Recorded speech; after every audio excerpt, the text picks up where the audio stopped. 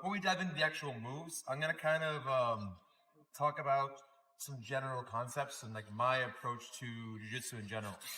And some of them you have heard before, but I'd have to talk to my inspiration. So like, I remember the first time I came to Globetrotters in Heidelberg in 2018. Preet was teaching a class, and he described his view of controlling jiu-jitsu, which was about controlling the space between the armpit and back of the knee. And I had always been taught the checklist method, right? Head, shoulders, hips, and I had added back of knees and thought I was quite clever. And I was like, no, the idea of it being a continuous space and overloading the ends of that space is actually quite elegant. So I had to admit, shit, his way of saying is better than mine. And so I took that, but I kept thinking, I'm like, how can we keep improving this notion of control in jiu-jitsu? And so then I'd come up with my current statement is my entire goal in all jiu-jitsu is to constantly be making my body into a shape that is hard to attach to while deeply attaching as much of myself to the pieces of you that are easy to attach. And this is very general and it sounds kind of squishy and theoretical, but if you start examining all of your jiu-jitsu, it makes sense. If I open my armpits, this is easier to attach to. If I leave my body, I cross, easy to attach to. You look at all of the postures of defensive jiu-jitsu, just like Simon did at the end, you're always in an awkward shape. And if you've rolled with someone, you ask them like, how did it feel? They're like, it felt weird. They don't tell you that it felt difficult or challenging. It's like, you just feel weird. You feel wrong. Even if they have what seems like a side controller and knee on belly, you just feel weird. And so I'm constantly trying to make myself feel weird and kind of like proposing to you what I would call like mediocre, incomplete control. So you think you have me, when in fact it's poison. Versus if I just completely lock up the entire time and you never have me, well then we have this, annoying situation where you can't control me, but I also can't attack you. It's that stalemate of boredom, where the ultimate joke of like, if two turtles wander towards each other, is there ever going to be a match? So at some point you must open up. So the beauty of this class is that I'm going to frustrate you. I'm going to use all the beautiful principles of defensive jiu-jitsu, but I'm going to open up, which will hopefully convince you to overextend, but eventually I will make you fail. And the more that I make you fail, ideally, the more frustrated and emotional I get you, the more frustrated, emotional, the more adrenaline that goes through you, the dumber you get. It's been proven, like the more adrenaline in your system, the harder it is to perform complex tasks. And so the more that I take you in that situation of being high on adrenaline and frustrated, the more you will overextend, the sloppier you will get, and ultimately the better you will make me look. Because the class is called Butt Judo. The key part of all judo is off balancing or kazushi. But ideally, I'm going to make you do it to yourself. Because usually in judo, you think of a typical judo throw, you stand there, you do this beautiful big pull, usually stomping the floor, and then you hit a big throw, whether it be a Sayuinage, Ushimata, etc. In the case of this class, we're going to be doing none of that. I'm going to be on my butt. I'm going to convince you to chase me. And when you chase me, I am going to move and you're going to fly and I'm going to feel awesome and you're going to feel confused. This is the entire premise of this class. And so you'll be mostly on your butts. I will lie and occasionally you'll be on your knees too. So it's not all butt judo. Sometimes it's knee judo as well. But that's the premise.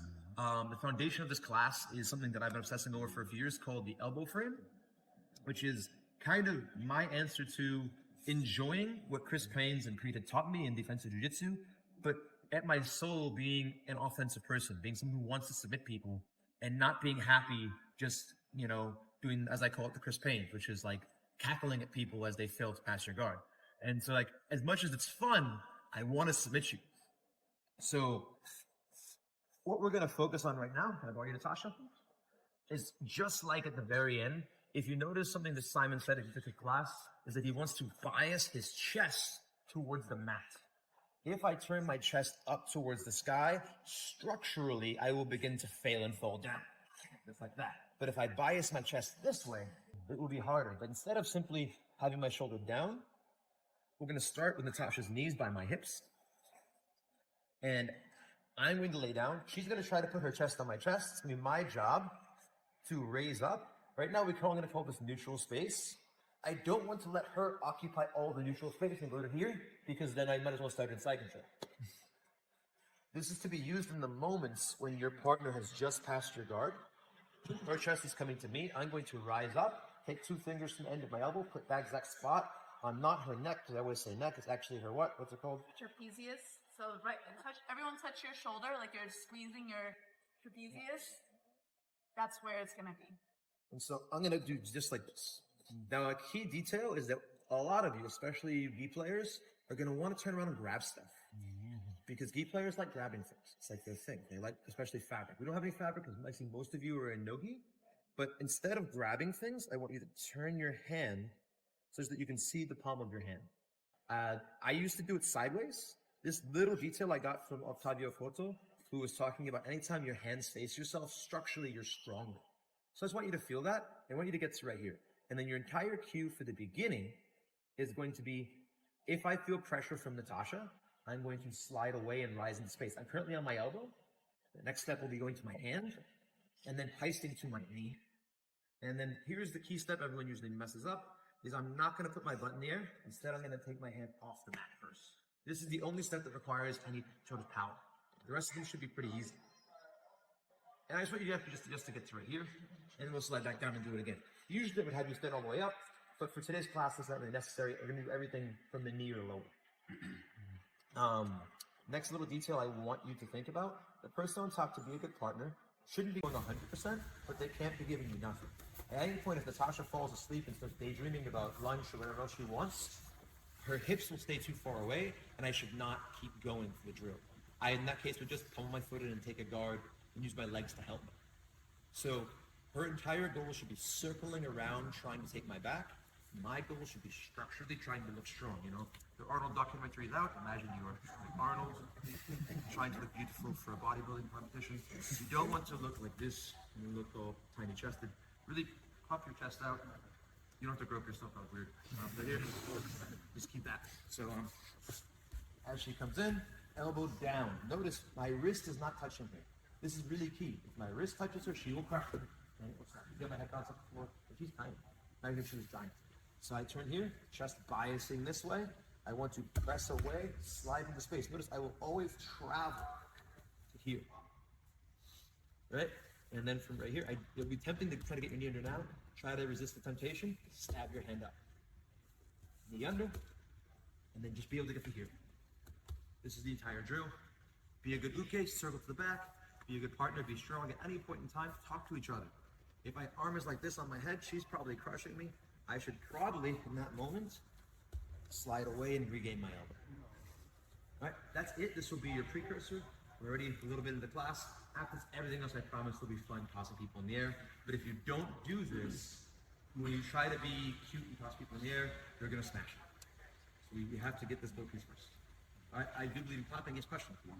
Is there any way for it to collapse like your frame with her left hand? So she could if my elbow is pressing in the wrong direction. So great question. So her left hand right here, she could push it across with her left hand if my hand is relaxed. But as long as my elbow is, if you imagine you're like a Muay Thai fighter doing a downward elbow, as long as I'm pressing downwards when she tries to push, go ahead and try and push, she will get stuck.